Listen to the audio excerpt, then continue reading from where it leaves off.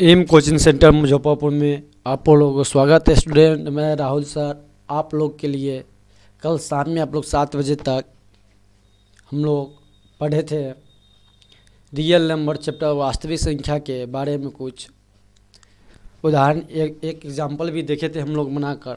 आगे उससे आगे हम लोग आज देखेंगे स्टूडेंट।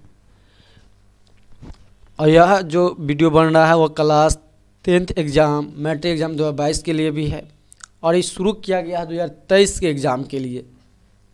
और यूट्यूब पर सबसे पहले पढ़ाया जा रहा जो स्टूडेंट 2023 में मैट्रिक एग्ज़ाम देने वाले स्टूडेंट, वह स्टूडेंट इस वीडियो को देख सकते हैं। और 22 वाला भी स्टूडेंट देख सकते हैं, दोनों के लिए है।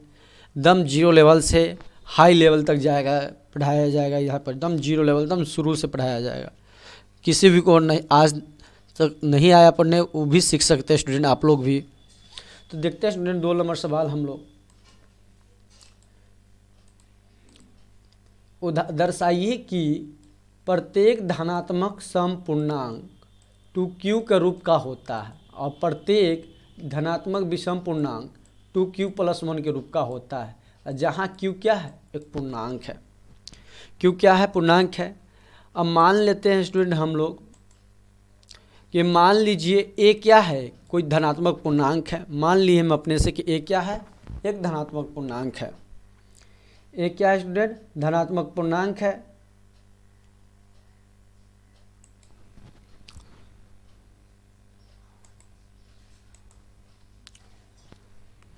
मान लीजिए a क्या है? कोई एक धनात्मक पूर्णांक मान लिया। अब b को क्या मान ली? 2 मान ली। तब यूक्लिड विभाजन एल्गोरिथम से किसी पूर्णांक q > 0 के लिए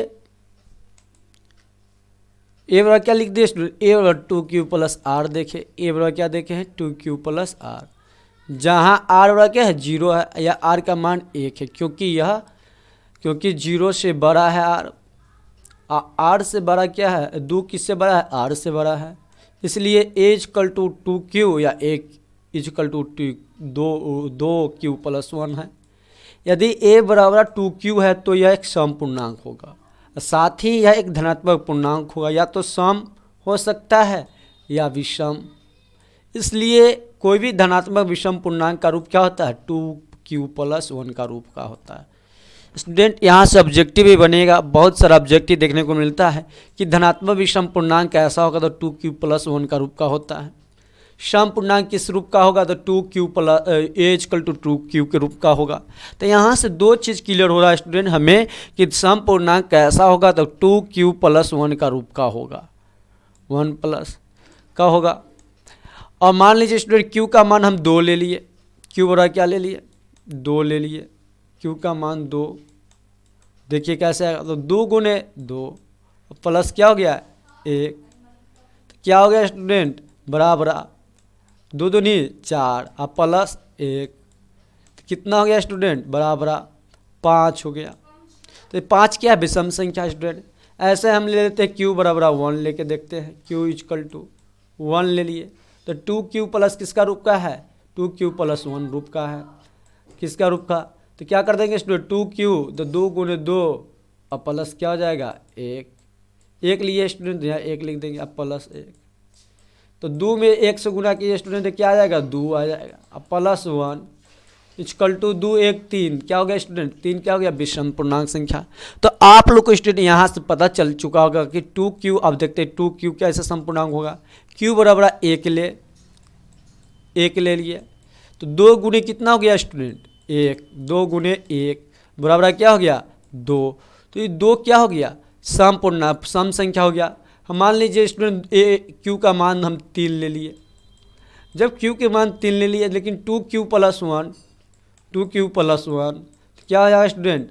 तो 2q के रूप में दिख रहा है स्टूडेंट, 1 नहीं 2q। तो q के मान कितना लिए हैं? 3 लिए हैं। 2 × 3 कितना हो जाएगा स्टूडेंट? 6। 6 कौन सी संख्या? सम या विषम स्टूडेंट? तो सम संख्या है। क्या संख्या? कैसी संख्या है? सम। इस तरह से स्टूडेंट हम लोग जान चुके हैं कि सम संख्या का रूप कैसा होगा, किस रूप में होगा। तो सम संख्या का रूप क्या होगा? 2q के रूप में रहे तो सम संख्या होगा, और 2q + 1 के रूप में रहेगा तो कैसा संख्या होगा? ये विषम संख्या होगा। ये दो बात को आप लोग स्टूडेंट नोट्स बनाते चलिएगा स्टूडेंट। आप लोग इस दो बात को हम लोग ध्यान में देखेंगे स्टूडेंट। क्वेश्चन नंबर हम लोग 3 देखते हैं स्टूडेंट। कितने नंबर क्वेश्चन? 3 नंबर क्वेश्चन देखेंगे स्टूडेंट। 3 नंबर उदाहरण को समझने की कोशिश करते हैं हम लोग।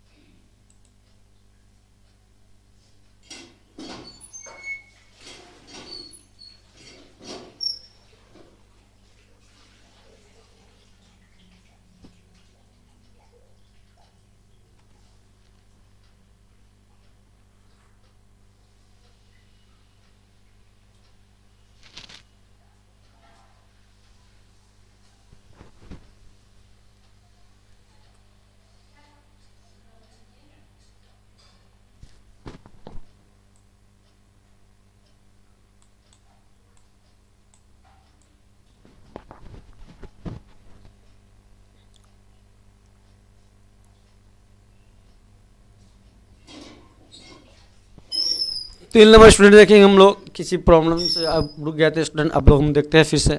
3 नंबर, दर्शाइए कि धनात्मक विषम पूर्णांक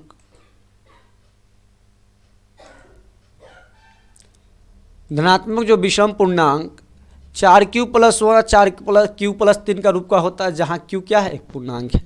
आइए हम एक धनात्मक विषम पूर्णांक ए को लेकर प्रश्न को हल करना प्रारंभ करें। हम ए को और बी को क्या मान लिए? 4। विभाजन एल्गोरिथ्म का प्रयोग करते हैं। किसका प्रयोग करेंगे स्टूडेंट? विभाजन एल्गोरिथ्म का प्रयोग करते हुए। चूंकि 0 का मान किससे बड़ा होगा? 0 का मान r का मान 0 से बड़ा है और 4 किससे बड़ा है? r से। इसलिए संभावित फल क्या हो सकते थे? 0 होगा या 1 या 2 3। क्यों हो सकता? r का मान हम बोले स्टूडेंट 4 से r का मान 4 का मान r से बड़ा है। तो 0 1 2 3 शेषफल आएगा। 4 तो आ गया नहीं। a का संख्याओं का रूप किससे लिख दे? 4q लिख दिए। फिर क्या स्टूडेंट लिख दे? 4q+1। शेषफल क्या था? 4q+2 4q+3 3 तक ही शेषफल था के रूप का हो सकता है, जहाँ q क्या है? भागफल है। चूंकि एक विषम पूर्णांक है, एक क्या है? विषम पूर्णांक है, इसलिए 4q+2 का रूप का नहीं हो सकता है, क्योंकि 2 से विभाज्य है। इसलिए कोई भी धनात्मक विषम पूर्णांक q 4q+ हो या 4q+3 का रूप का होगा। स्टूडेंट ये बहुत ही इंपॉर्टेंट क्वेश्चन था। यह परीक्षा में बहुत बार क्वेश्चन पूछ चुका है स्टूडेंट। आप लोग ये क्वेश्चन को बना लीजिएगा, सेम ऐसे ही लैंग्वेज लिखिएगा और आप लोगों को समझ भी आ चुका होगा कि हम एक क्या किए हैं। हम एक बार और हम लोग देखते हैं स्टूडेंट सवाल को, आपके लिए एक बार और बता देते हैं। हम लोग नहीं समझ आया तो फिर एक बार आप लोग देख सकते हैं। अभी आइए एक हम धनात्मक पूर्णांक की कोई भी विषम पूर्णांक कुछ भी ले सकते हैं, a b c d। प्रश्न को हल करना प्रारंभ करें। हम a और b को क्या मान लिए स्टूडेंट? हम अपने मन से 4 मान लिए। ये भी 4 विभाजन युक्तियों का प्रयोग किया। 4q है, 4q तो इसलिए 4 ले लिए। 4 का मान किससे होगा, 0 से 12 होगा और R से भी 12 होगा, इसलिए संभावित शेषफल क्या हो सकता है, 0, 1, 2, 3 है। अर्थात ये संख्या 4 क्यूब प्लस 1, 4 क्यूब प्लस 2 या 3 का रूप का हो सकता है, जहाँ क्यूब भागफल है। चूँकि ये विषम पूर्णांक है इसलिए 4 क्यूब और 4 क्यूब प्लस 2 रूप का नहीं हो सकता है, क्योंकि दोनों 2 से विभाज्य है। इस तरह से स्टूडेंट अब आगे नंबर 4, उदाहरण नंबर 4 देखते हैं स्टूडेंट। हम लोग 4 स्टूडेंट देखते हैं हम लोग कि एक मिठाई विक्रेता के पास 420 काजू की बर्फियाँ हैं, बादाम की क्या है, बादाम की बर्फियाँ हैं, और इनकी एक ऐसी ढेरी बनाना चाहता है जो प्रत्येक ढेरी में बर्फियों की संख्या समान रहे और ढेरियों बर्फों की परत न्यूनतम स्थान घेरे। इस काम के लिए प्रत्येक ढेरों में कितनी बर्फियाँ रखी जा सकती है। यह कार्य जांच और भूल विधि से भी किया जा सकता है, कार्य जांच कर भी हम कर सकते हैं, भूल विधि से भी किया जा सकता है, परंतु इसे क्रमबद्ध रूप में करने के लिए हम HCF क्या करेंगे स्टूडेंट, HCF 420 और किसका लेंगे, 130 का ज्ञात कर सकते हैं। तब HCF ज्ञात करने की प्रत्येक ढेरी में रखी जा सकने वाली बर्फियों की अधिकतम संख्या प्राप्त होगी, जिससे ढेरियों की संख्या न्यूनतम होगी और परत में क्या होगी, बर्फियों का न्यूनतम स्थान घेरेगी। स्टूडेंट तो हम लोग कैसे बनाएंगे, देखिएगा, हम आपको बताएं कि इससे भूल विधि या हम विभाजन विधि। देखिए तो हम क्या करेंगे, 420 का स्टूडेंट और 130 का HCF ज्ञात करेंगे। तो 400 निकालने के लिए सबसे पहले हम भाग देते हैं, भाग रॉफ करेंगे। जब रॉफ करेंगे 130 को भाग देंगे किस में, 420 में। स्टूडेंट देखिएगा कैसे भाग देते हैं। तो भाग देंगे तो कितना, तो 3 मरते में लग जाएगा, 3 मरते में लगेगा 390। बचा कितना स्टूडेंट, 30 बचा। जब 30 बचा तो फिर भाग देंगे 130 में, 30 चौका 120, 30 चौका 120। देखिए स्टूडेंट एकदम कहने जीरो लेवल से बताएंगे, किसी भी विद्यार्थी, जितना कमज़ोर से कमज़ोर विद्यार्थी को भी यहाँ समझ आएगा, क्योंकि सब दम स्पीड में बताते हैं, जीरो लेवल से नहीं मतलब हम आपको जीरो लेवल से बताएंगे जिससे आपको समझ आएगा। इसलिए बोले 0 के 0, 3 में से 2 घटा 1 स्टूडेंट, गुना से गुना कट गया। अब किससे, 10 में 30 से 10 से भाग देंगे 30 में, 10 तिया 30 स्टूडेंट कट गया। तो हम लोग जाने कि कितना लाइन हो सकता है, 10, लेकिन 10 होगा स्टूडेंट। अब हम बनाएंगे इसको, ऐसे तो बनाना नहीं, तो हम रफ किए हैं। तो बनाने के लिए हम क्या करें, यूक्लिड विभाजन का प्रयोग करेंगे। तो A बराबर कितना लेंगे, A बराबर 420, A बराबर कितना हो जाएगा स्टूडेंट, 420। अब B बराबर कितना होगा स्टूडेंट, B बराबर हम यहाँ देखते हैं कितना हो जाएगा, B बराबर 130। अब हो गया स्टूडेंट, तो 420 12 है ना, तो 12 130, इसलिए A बराबर 420 लिए, B बराबर 30। इसको ऊपर लिखिएगा स्टूडेंट, 420 के बाद 130। इस तरह से स्टूडेंट अब इसके बाद क्या करेंगे, फार्मूला बैठाएंगे, A = BQ plus R, 0 greater than RB। अब हमें कितना, 400 A कितना है, 420, तो यहाँ 420 लिख देंगे स्टूडेंट, बराबर 130 कितना मरते में लगा है, 3 मरते में, तो गुणे 3 प्लस शेषफल कितना आया स्टूडेंट, 30, तो 30 लिख देंगे।